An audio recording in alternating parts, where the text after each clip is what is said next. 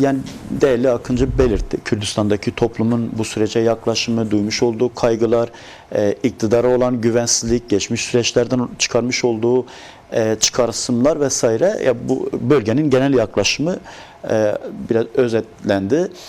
Türkiye toplumları bu anlamda bu süreçte, özellikle bu 50 yıllık savaşta yaşananlardan ve nasıl bir etkilenme süreci ve bundan sonra bu toplumun yaşamış olduğu bu etkilenme sürecini nasıl çıkarabiliriz? Yani bu sadece bu savaş sürecine sadece Kürtler etkilenmedi. Türkiye halkları da çok ciddi anlamda etkilendi. İşte inanç sorunu var, toplumsal ciddi anlamda sorunlar var. Özellikle sizin alanınıza dönük de kimi yaşanan ciddi sorunlar var. Toplumun psikolojik olarak da yaşadığı ciddi anlamda sorunlar var. Bunu nasıl aşabiliriz? Yani toplumun bundan sonra bu sürece yaklaşımı, ya bu sürecin toplumsal yaşanan sorunları bir iyileştirmesine sebep olabilir mi? Buyur. Sorunun daha çok olumsuzlukları sıralamak yönünde olduğunu anlıyorum ama yine müsaadenizle olumlu yönleri de var. 50 yıllık bu mücadele inkarı ortadan kaldırdı. Yani PKK'nın açıklandığı gibi kongresinde gerekçelerinde kendini feshetme gerekçelerinin bir tanesi budur. Artık Türkiye'de Kürtlerin dışındakilerde, hatta Kürtlerin bazıları da Kürtlerin var olduğunu, Kürtlerle beraber yaşadığını bu topraklarda bilir hale geldi. Başka dilleri olduğunu, başka bir alfabesi olduğunu bilir hale geldi. Bunu bir görelim. Yetmez. Ana dili diye bir kavramı eğitimde, sağlıkta ne kadar önemli olduğunu bizzat yaşayarak, bunu bilince çıkartarak fark etti. Yaşayan diğer halklar açısından. Ve Türkiye örnek siyasal bir toplum öbeği oluştu ve bunu biraz önce ifade edildi çok net ve olumlu bir biçimde. Toplumsal cinsiyet eşitsizlikleri meselesini ilk defa gündeme getiren, Türkiye'de feminist hareketten de önce kadının yerini, kimliğini, toplumsal alandaki eşitliğini ortaya koyan önemli kazanımları söyleyerek olumsuzluklara başlamak gerekir. Savaş ortamı gerçekten bir halk sağlığı sorunu olarak var. Önlenebilir nedenli ölümlerin en önemli nedenlerinden bir tanesi. Önlenebilir sakatlıkların en önemli nedenlerden bir tanesi savaş hali. Bu isterseniz hani ülke içi çatışma deyin, isterseniz savaşlar deyin. Hangi terminoloji kullanırsanız kullanın. Bizdeki resmi terminoloji biliyorsunuz düşük yoğunluklu savaş olarak kayıtlara geçiyor. Ama öyle travmalar var ki bu savaş ortamında özellikle tırnak içinde kendi davası olarak görmeyip oraya görevli olarak o süreçlere katılanlar arasında çok önemli sağlık sorunlarını da ayrıca biliyoruz ve düşünün, ben kendimi bu ülke için feda ettim, işte kolumu kaybettim, ben kendimi işte bu Cumhuriyet'in kuruluş değerleri adına bu sürecin içinde varken şu hale geldim diyen milyonlar var. Yüz binler demiyorum, milyonlar var. Başından itibaren yaparsanız ve bölgede savaş halinde değiller. Orada bir süre kaldıktan sonra ülkenin batı tarafında kentlerin içinde yaşayan ve onların günlük hayatı olağan koşullarda işte bir toplu olarak bulunduğumuz bir pazar yerinde olabilir, sokakta olabilir, sinemada olabilir, tiyatroda olabilir, alışveriş alanlarında olabilir. Çok farklı beklentilerle günlük hayata yansıdığı bireysel sorun olarak tanımlamamız lazım bunu.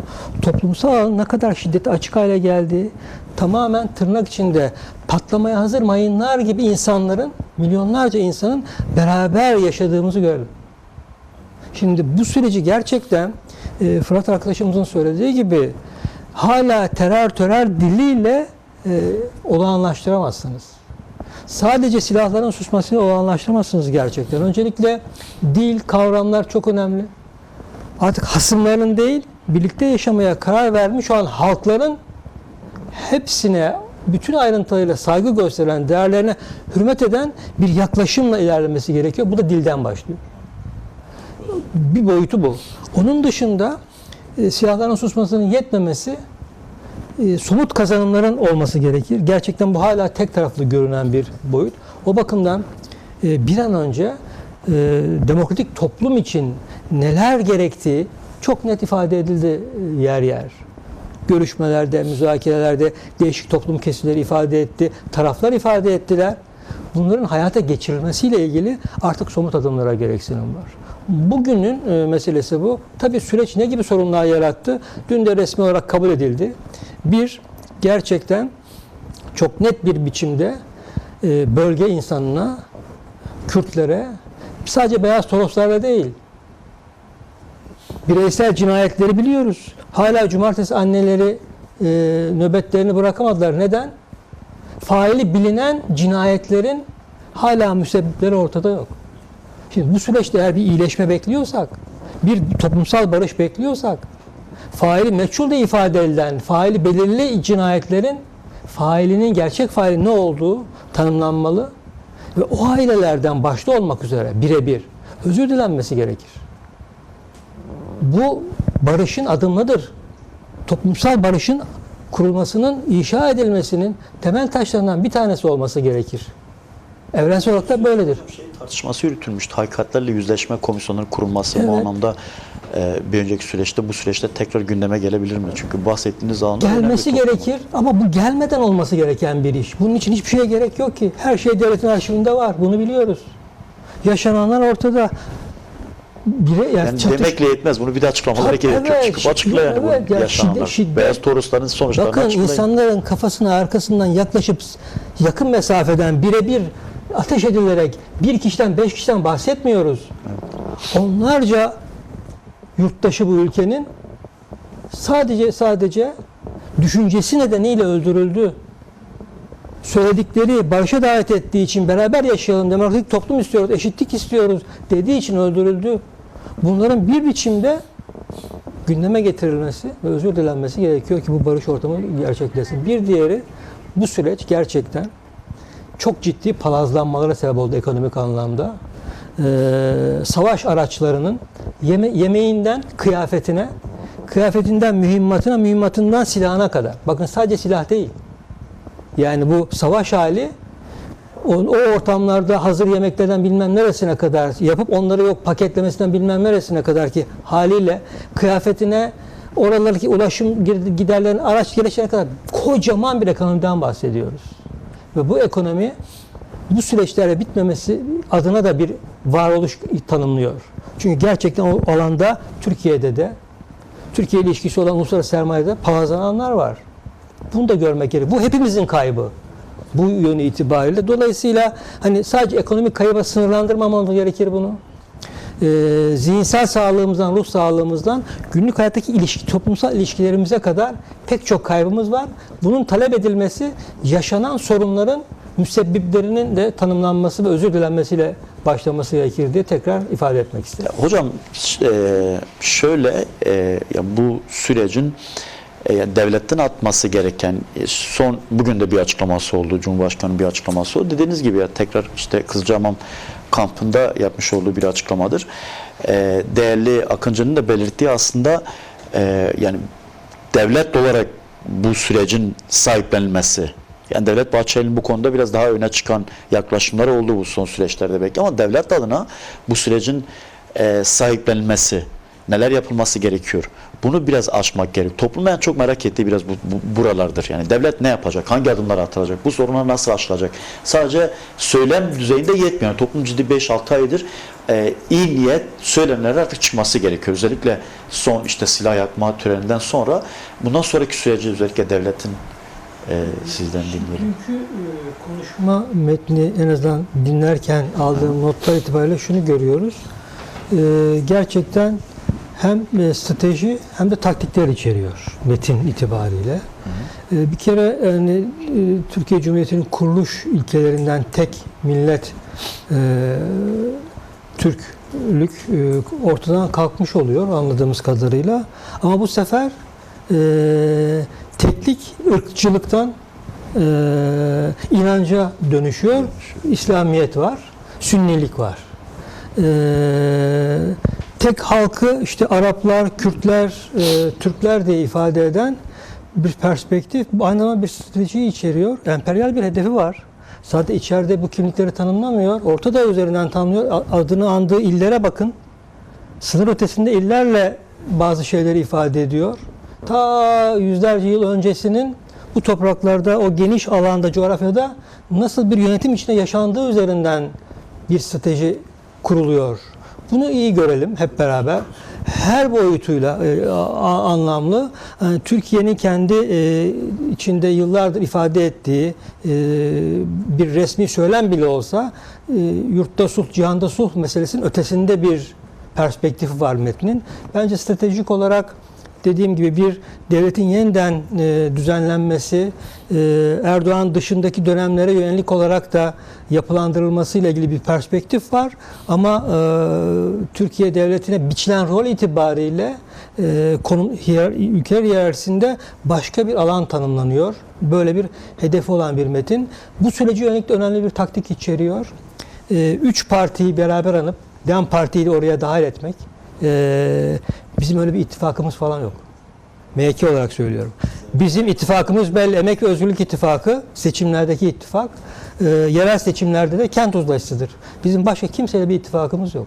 Bu süreçlerde Genel Başkan aslında belirtti de, vurgu da yaptı. Bizim böyle bir genel başkanlarımız, eş genel başkanlarımız ve partinin resmi yayın organlarında bunlar tümüyle ifade edilmiştir. Bu işte bugün de vurgu yaptı hocam. Bilginiz olsun, partinize dönük. Bizim stratejik olarak şunu söylemek isterim. Evet, herkesle görüşüyoruz. Evet. Bu çok doğal.